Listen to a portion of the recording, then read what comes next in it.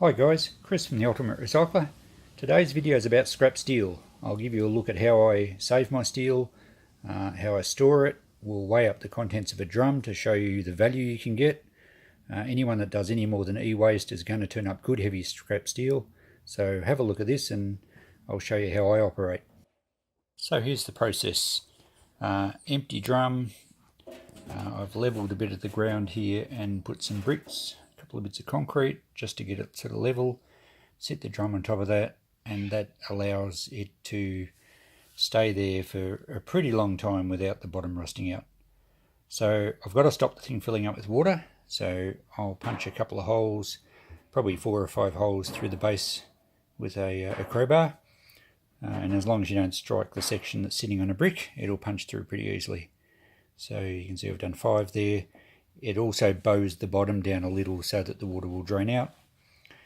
So now I'm going to fill a drum and weigh it. And of course I'm only doing this as a demonstration for reference. So 15.4 kilos. The bucket weighs about 1.4, which I'll take into account at the end. So filling it up, any long bits or awkward shaped pieces, just make sure it doesn't prop and stop the drum filling. You get sort of big cavities in there if you don't lay these longer bits around the edges. Most of the scrap I put in the drums is quite small, and it sort of fills up all the cavities pretty well. So you can see there, I just make sure it all sits nice and neatly. It certainly doesn't take very long, and as I said, most of the little drums of small stuff I tip in just find their own space.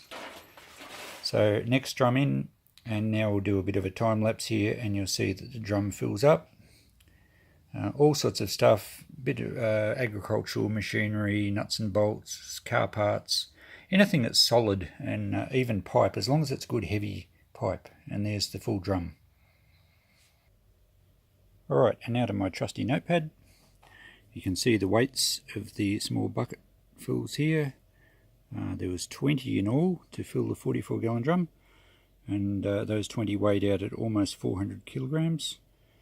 When we take into account the bucket weight as mentioned, less 28 kilos, gives us just under 370 kilograms for one drum. So at about 30 cents a kilo for heavy steel, that was the last price I knew. I don't know if it's gone up or down since then, but gives you a guide now of $110 per drum of scrap value from saving heavy steel.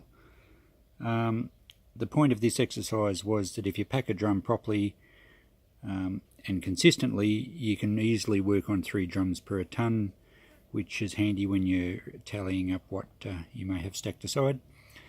A number of years ago, scrap was nearly twice that price, so you know, $200 a drum, well worth saving.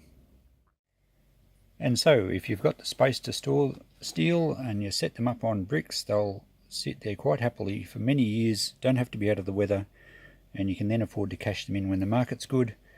Obviously you have to allow for something, a way of lifting 300 odd kilos per drum, but you know, even if you get a decent store of them, the scrapyard might even come and pick them up. So thanks for watching this.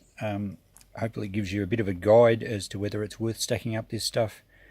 And look, as I said, sometimes the price can peak and you can do really well out of it. So if there's no pressure to sell it, store it away, and it might be a handy little nest egg for the future.